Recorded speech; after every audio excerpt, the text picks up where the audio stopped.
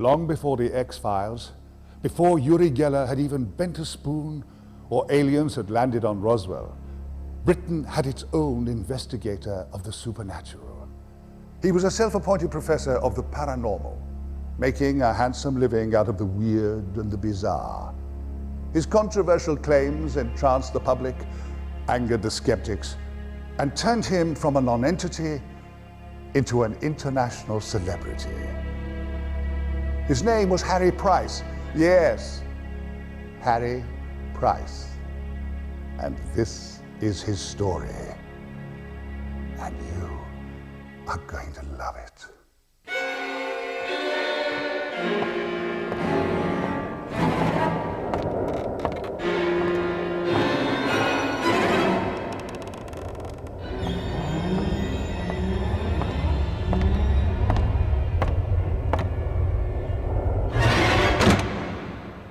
Harry Price was the most famous psychic investigator of the 1930s. This was an era when stories of ghosts and psychics were making headlines. There was the Devil Girl of Romania, Borley Rectory, the most famous haunted house in England, and of course Jeff the Talking Mongoose. I could kill you, you know? Yeah, kill you, right where you're at. Harry Price is, in many ways, my hero, because he was out there doing the really fascinating work, making psychical research enormously colourful, working with some of the world's greatest mediums, some of the world's greatest psychics, really trying to figure out what was going on. Harry Price had, of course, a huge interest in the paranormal. He was a member of the Society of Psychical Research, wasn't too impressed with the progress they were making, so in 1926, he opened his own laboratory. If a man comes to us and says that he can produce abnormal phenomena, then we test him by instrumental means. With his national laboratory, Price wanted to find out what was going on. There you had mediums and psychics claiming these amazing abilities, and he wanted to find the answers. Was it really possible to contact the dead? A psychical research is a science and is rapidly becoming an exact science. Its object is to ascertain by exact experimental methods how far the alleged phenomena of the seance room can be brought into line with normality. Harry Price's career as a ghost hunter began in the 1920s when mysteries like telepathy, hauntings, and spirit seances were hardly ever out of the headlines. Spiritualism was enjoying a revival in the aftermath of World War I and 1 million dead soldiers. Mediums acted as intermediaries between this life and the next. The debate raged. Was it really possible to talk to the dead?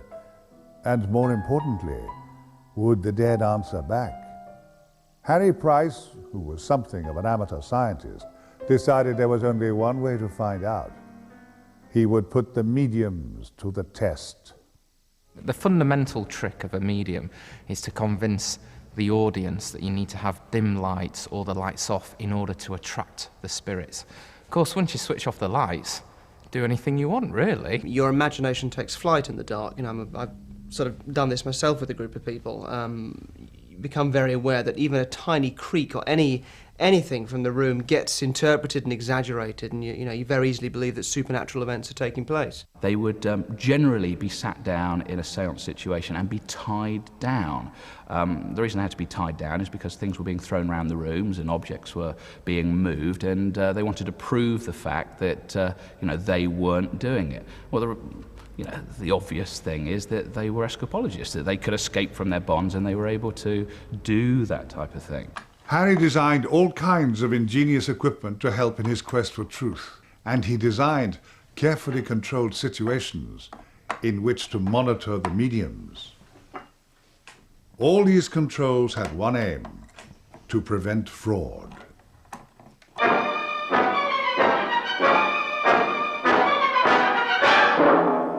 Rudi Schneider, renowned for his apparent psychic powers, was born in the Austrian town of Braunau in 1908.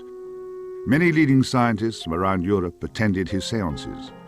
They were all impressed with the strange phenomena observed. Rudi has never been caught in fraud. During the entire history of psychical research, there were only 2 mediums who have never been caught, actually caught. That was D.D. Hume in the 19th century, Rudi Schneider in the 20th century. Harry organised Rudy to London in 1929 to be stringently tested at his National Laboratory for Psychical Research.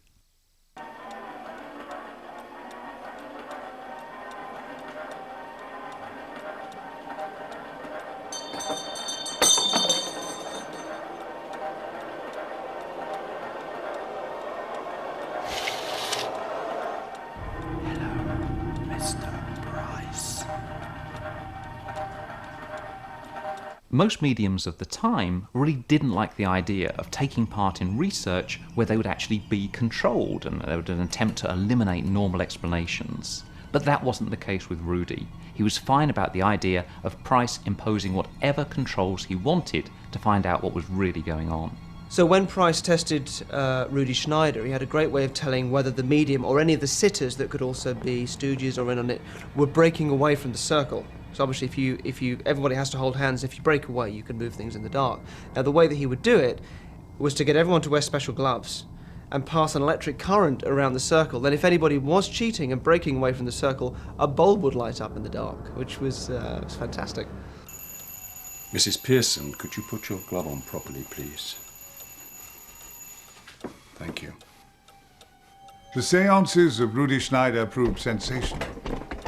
Can you see that? Yes, we can. Despite the conditions laid down by Harry Price, tables shook, bells rang, and objects floated into the air. Hold tight. Was this absolute proof of the spirit world? As we look back now, we can see that Harry Price's work with Rudi Schneider was really a conversion experience for him. There was Harry Price, the magician, a member of the Magic Circle, a man who knew how to eliminate fraud. And he tried his best with Schneider. He tried everything he could think of to try and stop the man cheating. But still the phenomena occurred.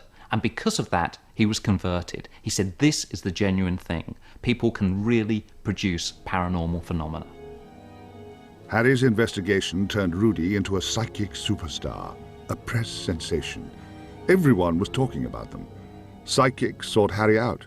They wanted the Harry Price seal of approval. There were several great ages for mediumship and interest in spiritualism. And curiously, they always happen after major wars. The First World War was catastrophic for many families. Also, for the first time, their sons, their brothers were just disappearing. They were just getting a note in the post saying, your son has died and been buried. Now, there was no mourning process, though grieving was cut short. There was so much suffering, but it had to come out, and it came out with an obsessive interest in spiritualism and mediumship, and this was ripe for exploitation, which is certainly what happened.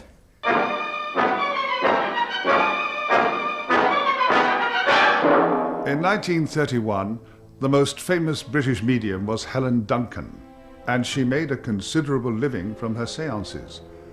Many of her followers believed her to be genuinely psychic. She also had a manifestation in her repertoire that singled her out from other mediums. She could produce ectoplasm. As you'll see.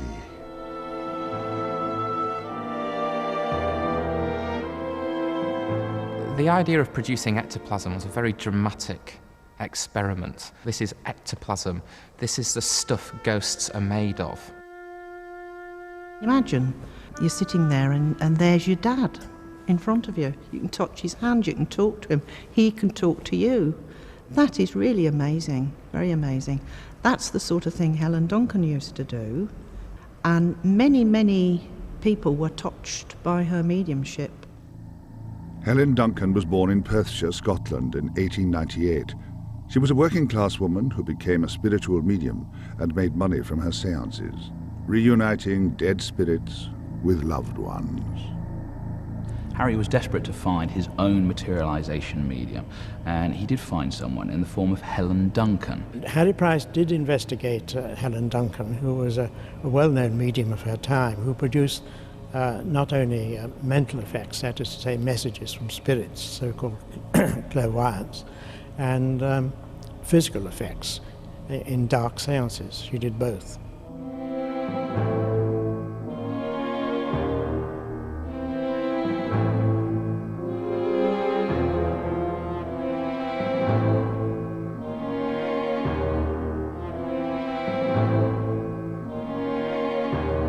Harry didn't believe that Helen Duncan was a genuine medium.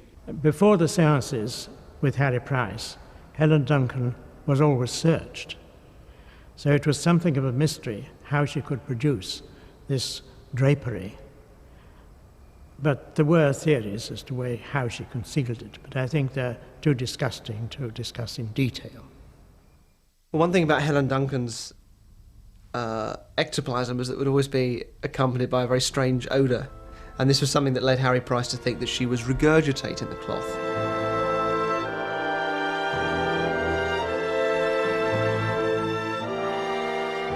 I believe that she was a genuine medium. That's how she started off, a genuine medium. As time went on, because of the pressure, because of the expectation, she did give in to the temptation and the expectation by using cloth, muslin and other devices. I think if you look very carefully at those photographs from Helen Duncan's seances, the manifestations, the ghosts, appear to be a little less than entirely convincing. I think this is probably something to do with the flash photography. Maybe in the dark they were a little more convincing. They look a little bit like blow-up dolls covered in cloth. You know, you've got to remember that people were set up to expect something supernatural, and they would latch onto these vague images in the dark as their loved ones, you know, which is not particularly flattering for those loved ones. But nonetheless, people would see them as absolutely what they weren't. The photographs that Harry Price took seemed to be very clearly photographs of ordinary material, which you could see was woven. And you could see the folds and the hem, things like that. So what he suggested was they X-ray Helen Duncan. At that point, she becomes furious. She bursts out of the lab, runs onto the street. They go out, they bring her back into the lab, they X-ray her, there's nothing to be found. And so Price assumes that somehow she's got rid of the cheesecloth. Harry Price's suspicions about Helen Duncan were later supported because in 1944 she was arrested during a séance and charged with being a fraudulent medium.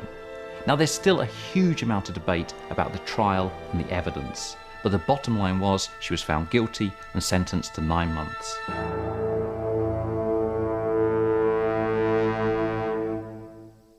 When we return, I'll take you to England's most haunted house and to meet the Devil Girl from Romania.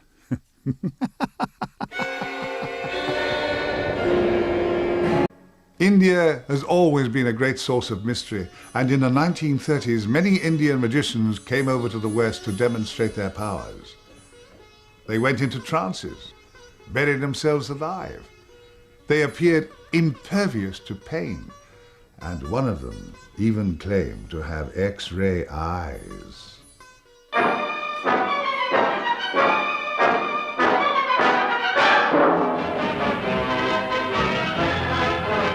An Indian, Cuda Books, claims to have X-ray eyes, and we bring you exclusive pictures of a searching test made before a committee of doctors and newspapermen. The eyes of the seer, or rather the can't seer, are covered with lumps of dough, cotton wool and surgical bandage. And to make sure that whatever light remains won't be too strong on Cuda Books' eyes, a couple of towels are tied round his head. Harry was an amateur magician, he was a member of the Magic Circle, and it was his magic knowledge that he would use when sorting out the psychic phenomena from the frauds. Harry Price, I think, knew that Cuda Bux was a magician. I mean, certainly Harry Price would have had the knowledge to understand the methods that Cuda Bux was employing. A sentence is written on a blackboard, and to find out whether Cuda's a fakir or a faker, he's asked to copy it. Cuda Bux used to describe his ability as basically a heightened sense of concentration. There are two men on the other side of the room. One has a cigarette. Will you light it? He was able to somehow pick up the vibrations of certain things without apparently seeing them. And Cuda does it. To the general public, Cuda Bux appeared to have amazing abilities. He was the man with the X-ray eyes. But Harry Price was a magician, and he knew that what he was looking at here was a magic trick. But in conversations with Cuda Bux, something else emerged. Cuda Bux claimed to be able to do something that Harry Price had been curious about for many, many years. He claimed to be able to walk on fire. If any of you would like to try this in your own back garden, all you have to do is to repeat this charm. The result should be this. But this was the result when these poor fellows forgot the magic words. When he investigated firewalking, he really set a precedent as to how this could be done, and he eliminated a lot of possible trickery as well. Price was the first person to inject some science into the situation. He built the bed, he measured the temperatures, he checked Cuda Bux's feet for chemicals, and yes indeed, Cuda Bux could do this. So we know there's a genuine phenomenon. But Price was the first person to say this is genuine and you can actually do some scientific research here. The X-ray vision might be a trick, but the firewalking wasn't. Now nowadays, we're so used to seeing firewalking with these business conference and team buildership weekends that we're sort of very used to it, and we realise there's nothing to it, but Price was the first person to realise that. Cuda Bux went on to appear in the 1940 British film They Came by Night. Sadly, he went blind and died in 1981.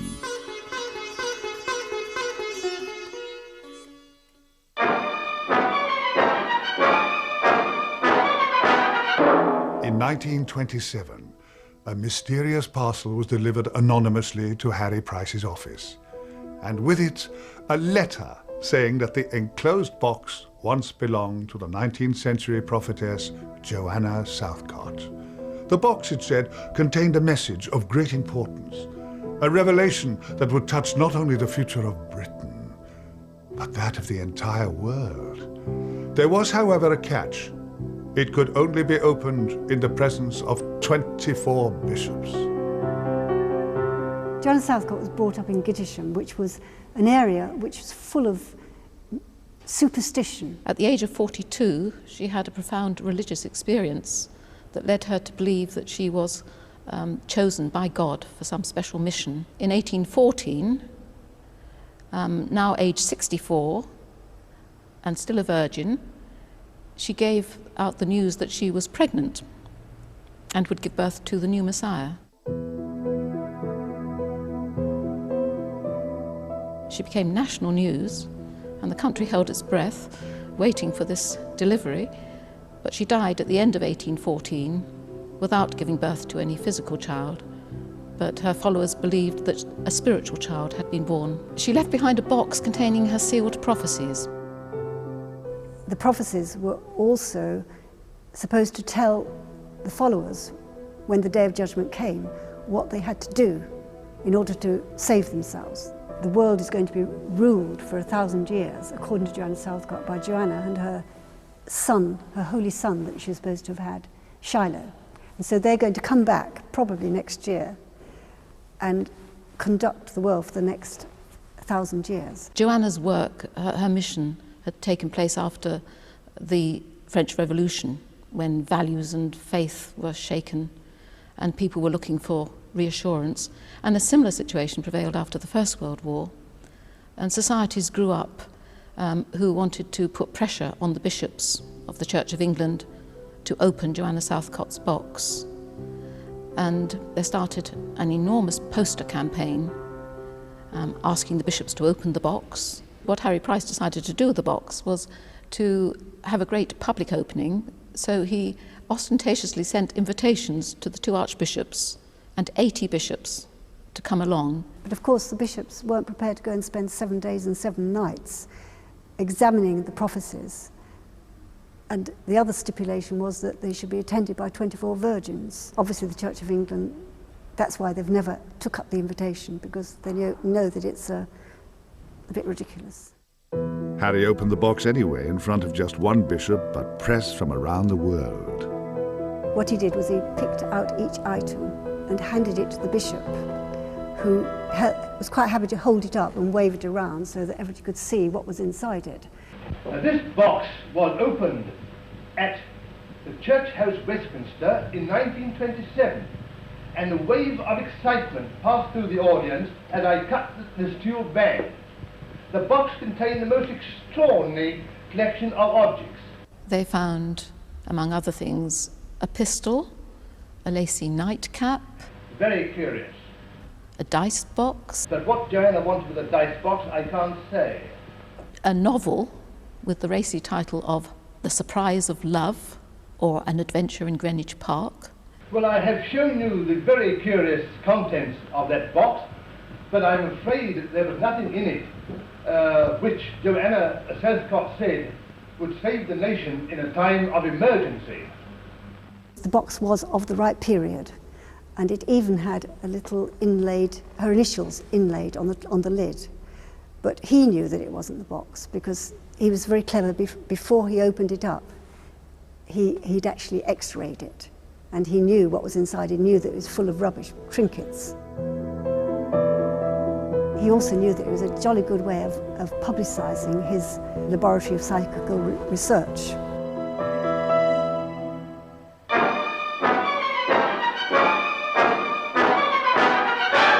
Great Britain is noted for its ghosts. Every castle has its phantom, every village has its headless horseman, every forest has its banshee, and you're never far from a haunted pub. But it was Harry Price who immortalised Borley Rectory as the most haunted house in England. Borley Rectory had a history of a phantom nun who used to wander through the garden. I've seen the nun 3 times now. The nun? Yes. Once on the Nun's Walk and twice in this churchyard. Harry Price's first visit was in June 1929. He was tipped off about the matter by the editor of the Daily Mirror. He thought, well, maybe there's a major news story here. I just finished watering the chickens and I came into the house and went upstairs to my room. And I leaned out of the window, as I often do at night, and I was there for about 10 minutes and I noticed a nun glided across. Harry Price turned up at Borley Rectory and immediately all sorts of strange things started happening. Vases flying about, stones being thrown, bricks falling through greenhouse roofs. Previously there had been no objective phenomena at all. The only incidents had been hallucinations. Phantom coaches had been seen and heard, or phantom nuns had been seen in the garden, but nothing like stones or bell ringings, and a whole week of glorious news stories went out from the Daily Mirror, and it was the newspaper's sensation. In 1937, nearly 10 years after his first visit, Harry Price decided that Borley's time had come. He placed an advertisement in the Times newspaper asking for volunteers to investigate the rectory, and this is what it said. Haunted house.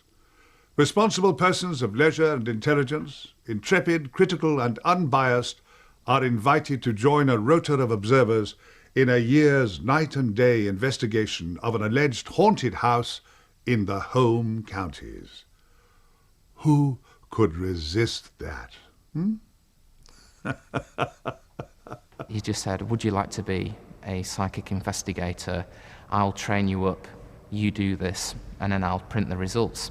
Now, if you were to look at that from a publicity stunt, it's phenomenal, because he hasn't got any cynics, he hasn't got any scientists or credited psychic investigators. He's just got normal members of the public and train them up to be psychic investigators.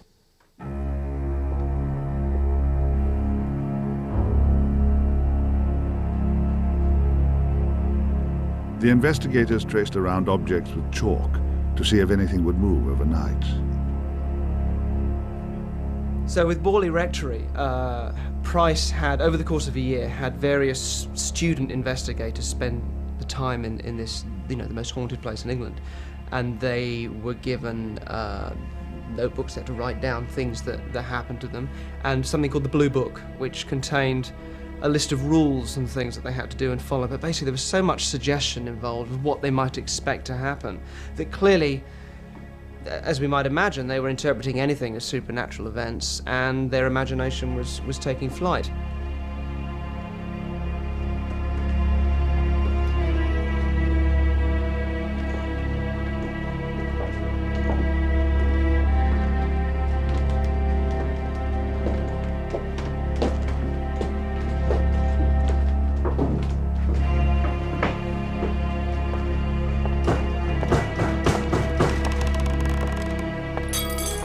Certain premises, like you have to stay in a room on your own in the dark for 2 hours a day. Now obviously, if anyone does that, your mind will begin to play tricks on you, and not surprisingly there were reports of rapping noises, things disappearing, things smashing, and he printed all of these findings in a book, which became a best-selling book. Well, obviously it caught the public interest. It was well presented. Price was a journalist as well as a psychical researcher. He knew how to present his material. But the skeptics as such slammed the book.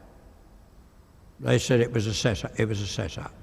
Nearly 10 years after Harry Price's death, the Society for Psychical Research issued a damning report on the Borley Rectory investigation.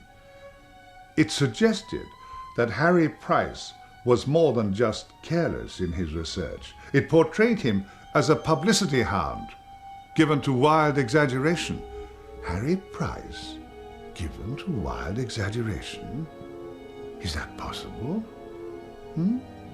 It was even suggested that he might have produced some of the effects himself, fraudulently. That was said in the case of Borley Rectory, and a brick which was photographed, I believe, a flying brick.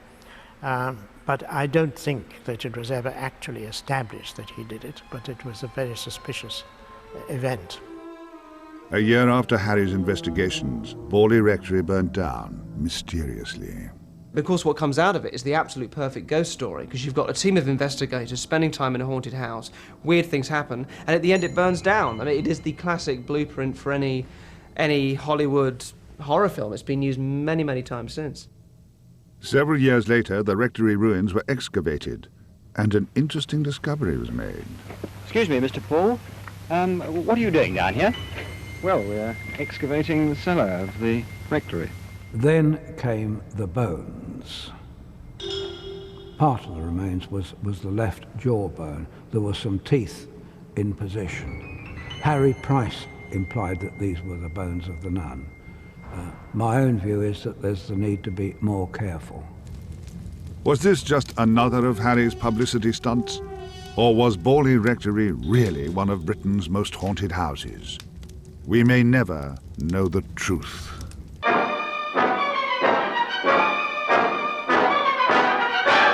Most psychic researchers prefer to avoid the press, especially when conducting their investigations. But Harry Price was different. He regularly invited journalists to his research lab to meet psychics and sit in on seances. It made good copy, he said, and he was right, especially when it came to the story of a 14-year-old peasant girl who seemed to possess the power of mind over matter. Her name was Eleonora Zugan, but the press preferred to call her the Romanian Devil Girl. Eleanor Zugan was a young Romanian girl who'd been adopted by one of Europe's leading psychical researchers, the Countess Wasilko. And it was the Countess that brought Zugan to London to be investigated by Price.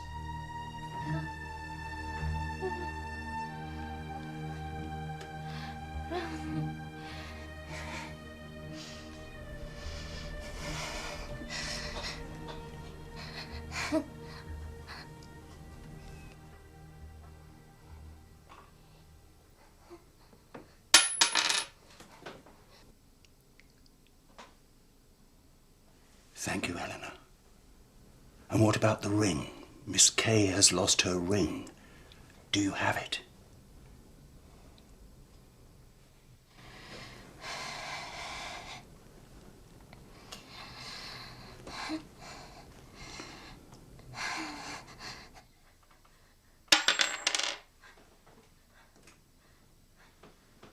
Thank you, Eleanor. Harry Price investigated the poltergeist activity surrounding Eleanor. He would, for example, put coins around the room and mark them. And whilst they were in the middle of the room, suddenly you might hear a clink. And a coin would materialize as if it had been thrown from the other side of the room.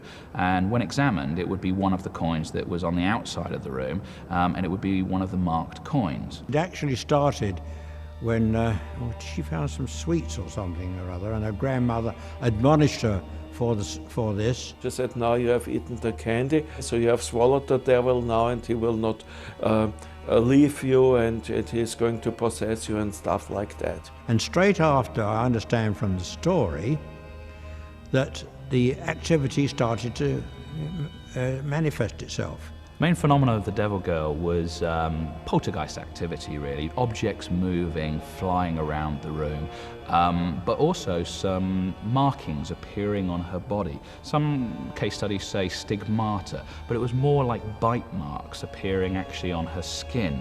The dermal phenomena are broken down into three categories. It's the scratches, the bites, and the spitting. All of them attributed by the girl, by that very superstitious girl, to the Dracu. It was more or less a Dracu complex, a devil's complex that was implanted into her by the curse of the grandmother. She would give a loud like "ow" and make a reaction like that, and then tell the devil has scratched me here, or the devil has bitten me here, something like that. Well, thank you, Countess, for bringing out the ring. I think it's been a very successful seance, hasn't it? I mean, you've produced two rings. The ring.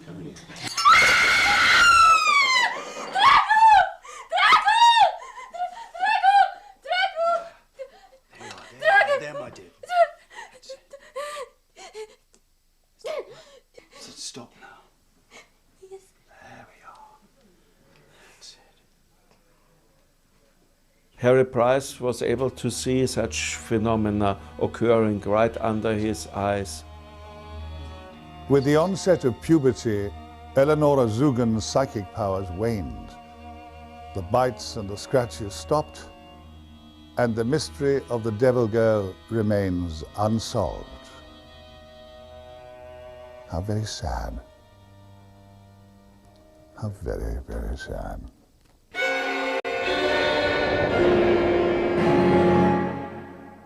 In 1932, 42 photographers and 73 journalists followed Harry Price to the Harz Mountains in Germany.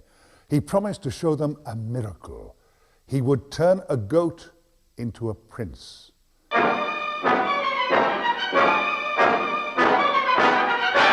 Even Harry himself thought that the Brocken experiment was pretty much just a fun publicity stunt to promote his laboratory of psychical research. And what happened, he received an anonymous package which contained an ancient German spell that had been translated into English. And this spell was designed to turn a goat into a man. The Brocken experiment was not one of his big points. It was one of the daftest things he ever did, and I think this stemmed from the love of publicity. He was indeed a very efficient publicist of anything that he did, and also he was prepared to rush off and investigate anything, however fantastic and peculiar, so long as it produced some headlines. He did a huge sort of Hammer House of Horror style magic ritual with a goat and a virginal girl. 6, 7, 8, 9, 10. And cast a spell, nothing happened. After the first failed attempt of turning the goat into the man, They ended up bringing in a German conjurer who managed to pull it off with the help of a bit of camera work from the newsreel people. The first experiment having failed, a German conjurer tries his magic formula.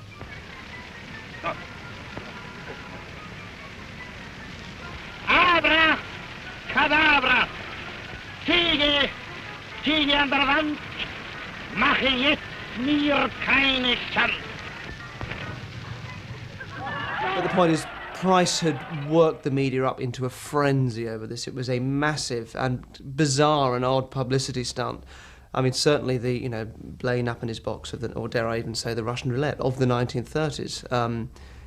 A real testimony to his publicity skills, I think.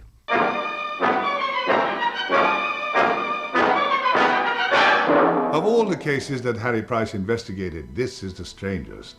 It took place on the Isle of Man at Dawlish Cashen and involved a strange character who liked to be known as Jeff. You remember Jeff?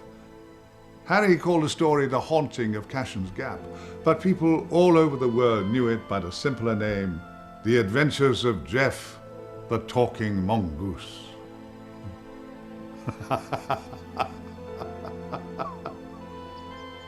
Dawlish Cashen itself is the most remote farmhouse that you can possibly imagine.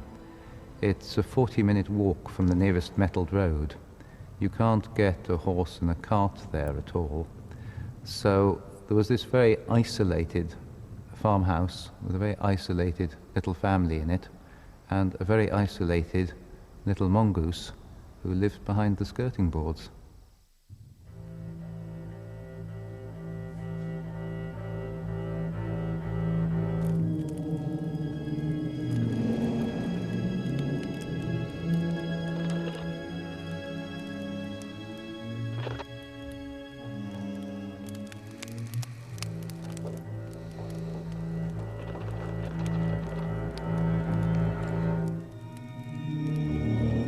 Irving heard scratchings, which he assumed were mice or longtails, as the Manx would call rats. Bloody rats. Bloody rats. And when he shouted at it, a little voice would shout back using the same words. Hello? Hello? Hello? Where are you?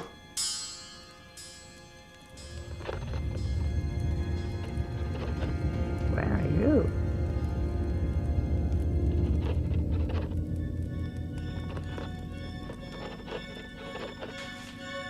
What is your name?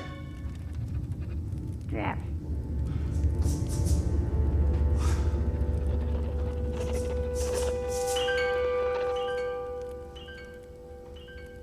Price came to the island in 1935 and he brought with him a colleague, a fellow called R.S. Lambert.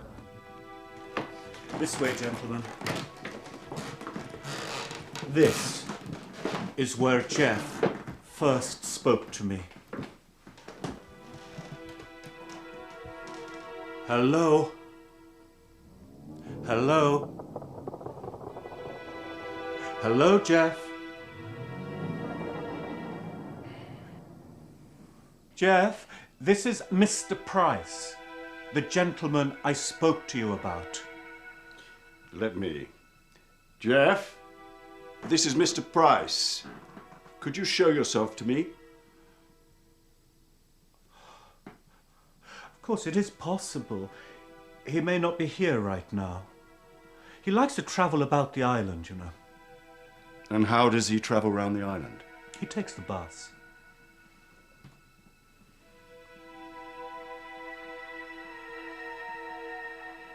Jeff was an extraordinary animal because he could travel and would travel the length and breadth of the island. And he would come back and tell the Irvings of what he had seen and of conversations he had overheard. And when the Irvings checked up on these subsequently, they found out they were quite often correct. So Jeff would travel the island. He claimed to travel riding underneath buses, which didn't go down very well with the bus drivers or the staff at Peel Bus Depot. And they decided to get to Jeff by fitting an electrified plate underneath one of the buses. And Irving heard about this and warned Jeff. And Jeff said, "Oh yes, I know all about that. It's underneath bus number 81. Jeff, the talking mongoose, could be a very moody fellow. Sometimes he'd disappear for weeks on end, and when he returned, he often proved to be a most unwelcome guest.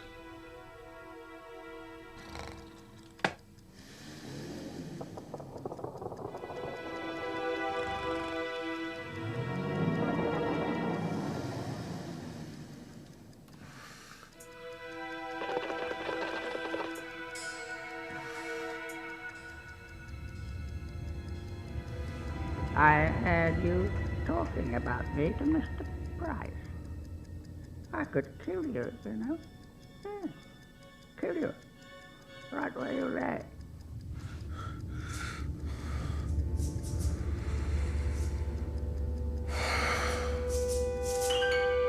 Jeff stayed at the Irving house for some years, but in all that time only provided 3 pieces of evidence for his existence. A footprint, supposedly left by the creature, a hair from its back, and a photo taken by Mr. Irving's daughter. I see no mongoose. Do you? When Price and Lambert got back to England, they co-authored a book, which is now very collectible, and it's called The Haunting of Cashan's Gap.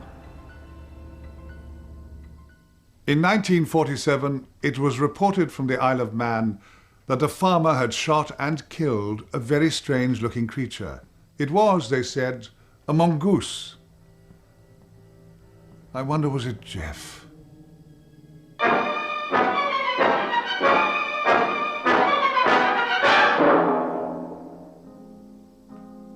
Harry Price did produce the facts, but because he was such an extrovert, he upset quite a lot of people. Harry Price is the most sensational ghost hunter of all time. He's kind of like the first Fox Mulder psychic investigator, but he was known for his relentless publicity as well. You know, whenever people do extreme publicity stunts, there's always that double-edged sword, losing credibility versus, you know, mass appeal or mass popularity.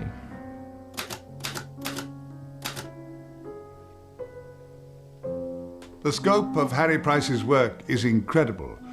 He met the greatest psychics of his day and tested those who were willing.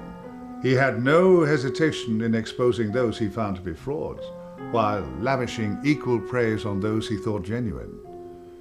But how do you assess the work of a man who wrote so enthusiastically about every supernatural event he came in contact with?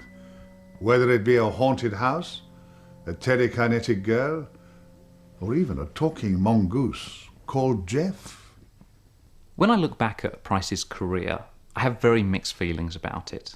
At one level, he was absolutely brilliant, a genius in getting the public involved in psychical research, and he carried out many of the most important investigations of his day. But at another level, you really don't quite know what he actually believed when he said something was genuine. Did he think that, or was that another publicity stunt? So it's very difficult to separate Harry Price the showman from Harry Price the scientist. Saying that, I still think it's a fantastic career, a colourful career, something which really took the idea of psychical research and made it this fascinating topic that was absolutely engrossing for the public. And he was really one of the absolute pioneers of stepping away from all the mind tricks that can be played and actually looking at what was really going on. I think he was a genuine investigator who got caught up occasionally with characters who weren't quite as genuine as he was, and I think he did play around a bit, but a genuine investigator he was, and he did an awful lot for paranormal research. Hello, Mr. Price.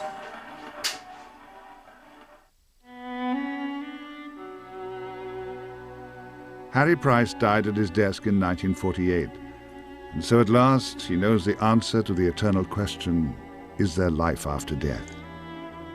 I wonder, is he watching us now? His obituaries were mixed, but they were also plentiful, appearing in newspapers all around the world. Harry would have liked that. Oh, yeah. Good old Harry.